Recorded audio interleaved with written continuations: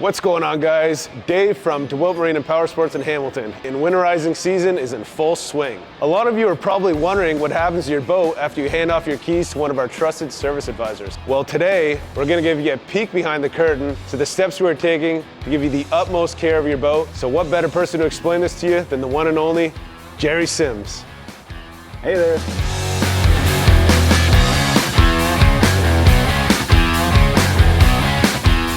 Today we're going to go step by step on how and what happens when you winterize your boat here at DeWitt. First of all, we open up the engine compartment and we check to make sure that everything is complete and okay. The next thing we want to do is check the oil to ensure that the level is at the correct measure. And the next thing we'll do is we're going to get out the boat and make sure that we have adequate water supply. And in this case, the water is going to be taken from the bottom of the lower unit and it's going to be pumped into the engine and circulated and then spit back out. And now I can get in the boat and start the engine and know that I've got adequate water supply so it doesn't overheat. Away we go.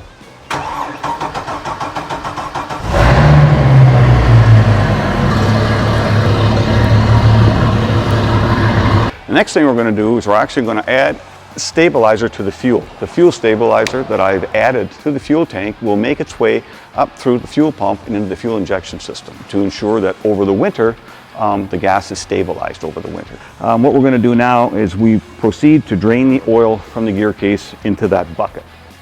So occasionally when you come in for a service, one of our service writers may suggest when was the last time you had your drive off and check the alignment. Or we may say, when was the last time you had your water pump checked? The drive that's on this boat is a little bit different, but they all kind of work the same way. This one that we're pointing to here is called an Alpha drive. The one that's on this boat is called a Bravo drive. The Alpha has an impeller, a water pump impeller like this one, and that is situated between the upper and the lower halves. This water pump has failed. It's burnt all around the edges here on both sides, so it has failed. It's also cracked, and the blades are actually set. And when they're set like this, they tend not to pump very well. So in this case, this customer said, yeah, geez, for sure, let's put a new water pump in it, and so we did. So like I said, if we take it apart, we put the water pump in it, brand new impeller, a new blade, put everything back together again, and now we have a new water pump. So enough with water pumps, but if we do ask you, when was the last one when you had changed it or checked it? Just think of this, and being on the water and that breaks, something fails and you have to paddle by. It's not a lot of fun. Now that we've finished draining the oils in the engine, we're going to get in the boat now and we're going to fill it with oil.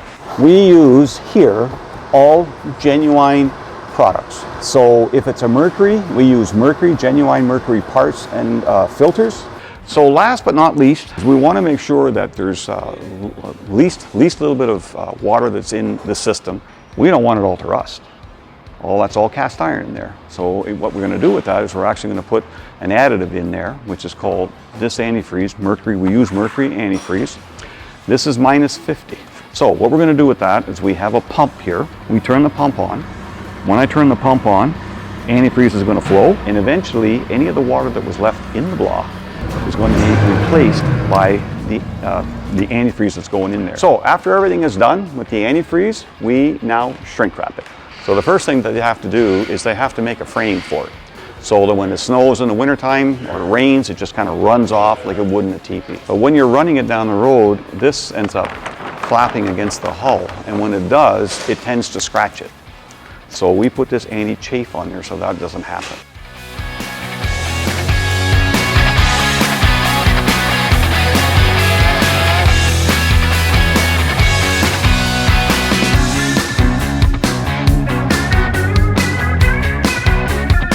And that's how you winterize a boat. Give us a call if you would like us to winterize your boat this season.